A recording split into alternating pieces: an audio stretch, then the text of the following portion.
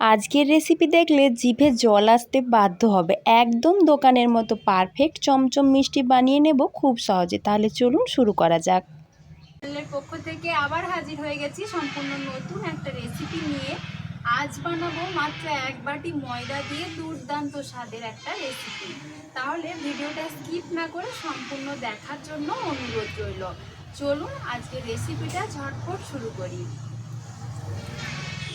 সবার প্রথমে আমি এরকম একটা বড় বাটির মধ্যে নিয়ে নিচ্ছি 1 বাটি মাপ করে ময়দা।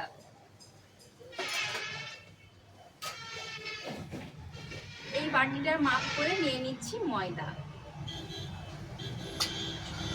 যে কোনো মিষ্টি জিনিসের সাথে একটু লবণ দিলে কিন্তু স্বাদটা খুব সুন্দর হয়, তবে বেশি দেওয়া যাবে না, খুব সামান্য পরিমাণ লবণও দিয়ে দিচ্ছি 4 চামচের 4 ভাগের 1 ভাগ খাবার সোডা।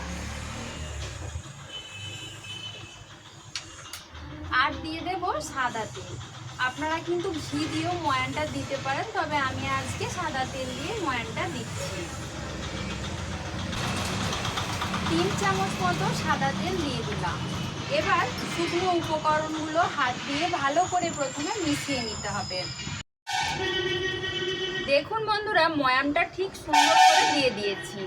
এবার নর্মাল রুম টেম্পারেচারে থাকা জল অল্প অল্প করে দিয়ে ভালো করে মেখে নিচ্ছি।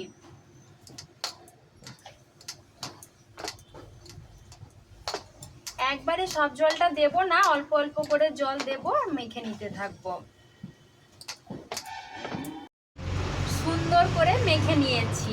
এবার মিষ্টির আকারে আমি প্রথমে তৈরি করে নেব। ছোট ছোট করে লেচি কেটে নিচ্ছি। আমি আজ বানাবো দোকানের মতো চমচম মিষ্টি। তাহলে দেখুন কিভাবে বানাচ্ছি। বানানো কিন্তু ভীষণ সহজ, যে কেউ বানিয়ে নিতে পারবেন।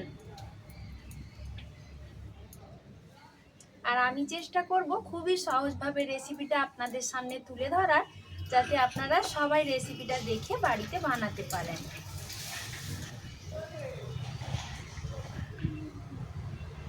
এবার এইভাবে মিষ্টির মতো করে তৈরি করে নেব, ঠিক যেভাবে ল্যাংচা শেপ হয় ওই রকম করে নিচ্ছি। আমি এখানে একটু ছোট ছোট বানিয়েছি, চাইলে আপনারা একটু বড় করেও কিন্তু বানিয়ে নিতে পারেন। বানানো তো ভীষণই সহজ, হাত দিয়ে এইভাবে একটু চেপে দিয়ে তারপর ল্যাংচার মতো তৈরি করে নিলেই হবে।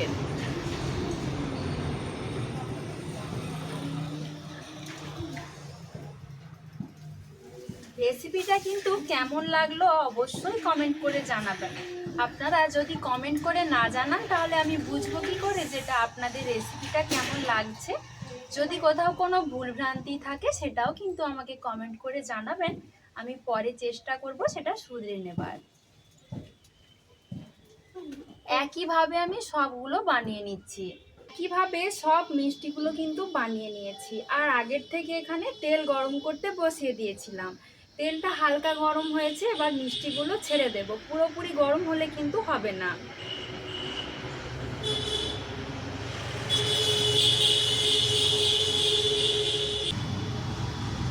এই রকম ভাবে কিছুক্ষণ রেখে দেব। এইভাবেই একটুক্ষণ পরে মিষ্টিগুলো দেখা যাবে ভেসে উঠেছে, তখন কিন্তু আমি গ্যাসের আঁচটা একটু বাড়িয়ে ভেজে নেব। এখন কিন্তু গ্যাসের ফ্লেমটা একদম বাড়ানো যাবে না। দেখুন মিষ্টিগুলো অনেকটা ফুলে উঠেছে আর ভেসে উঠছে, অনেকটা হালকা হয়ে গেছে। এবার একটু গ্যাসের আঁচটা বাড়িয়ে দিয়ে উল্টে পাল্টে লাল লাল করে ভেজে নেব, তবে খুব বেশি বাড়ানো যাবে না। একটা পাশ অনেকটা ভাজা হয়ে গেছে, আমি আরেকটা পাশ উল্টে নেব। এটা কিন্তু লাল লাল করে ভেজে নিয়েছি, এর চাইতে বেশি ভাজার আর দরকার নেই। আমার এটা মোটামুটি ভাজতে 7-8 মিনিট মতো সময় লেগে গেছে। এবার তেলটা ঝরিয়ে নিয়ে তুলে নিচ্ছি।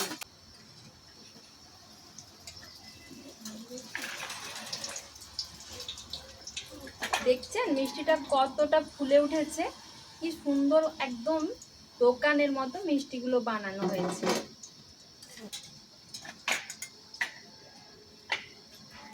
এবার ওই কড়ার মধ্যে একটা বাটি মাপ করে 1 বাটি চিনি দিয়ে দিচ্ছি, আর ওই বাটির মাপ করেই আমি 1 বাটি জল দিয়ে দেব।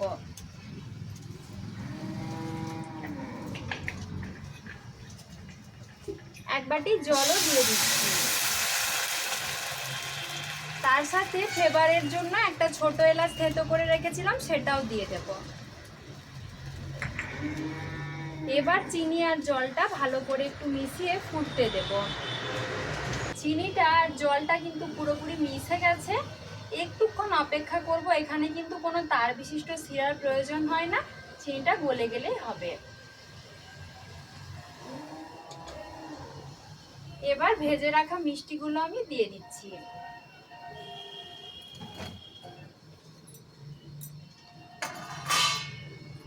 দিয়ে একটু উল্টে পাল্টে ভালো করে মিশিয়ে নেব। এইভাবে আমি 1-2 মিনিট মতো একটু নাড়াচাড়া করে নিচ্ছি। গ্যাসের ফ্লেমটা জ্বালিয়ে রেখে তারপর আঁচটা বন্ধ করে দেব।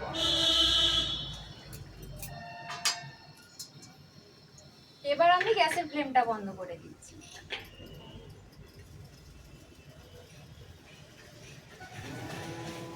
দিয়ে এভাবে ভালো করে একটু উল্টে পাল্টে একটা থালা ঢাকা দিয়ে কিছুক্ষণের জন্য রেখে দেবো। ওই 10 মিনিট মতো রাখলেই হবে, তার থেকে বেশি আর রাখার দরকার পড়বে না। 10 মিনিট পর আমি ফিরে এসেছি। এবার ঢাকাটা খুলে দেখবো মিষ্টিটা কিরকম অবস্থায় আছে। দেখুন মিষ্টিটা একদম রস পেয়ে পুরো ফুলে ফেপে টইটুম্বর হয়ে গেছে। আপনাদেরকে আমি একটা মিষ্টি তুলেও দেখিয়ে দিচ্ছি। এর থেকে বেশিক্ষণ সময়ের জন্য রসের মধ্যে কিন্তু রাখার প্রয়োজন পড়বে না।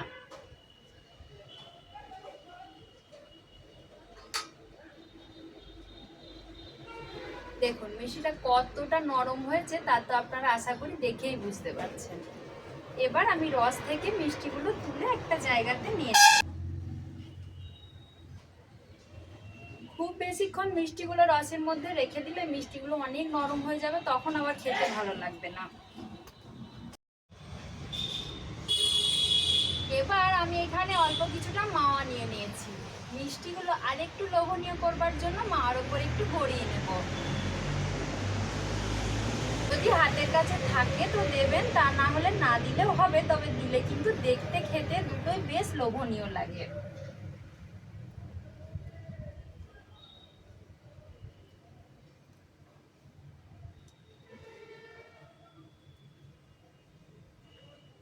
দেখুন দেখতে কতটা সুন্দর লাগছে না? আগের চাইতে এটা অনেক বেশি লোভনীয়, আর খেতেও কিন্তু খুব সুন্দর লাগবে। একইভাবে বাকিগুলো করে নেব।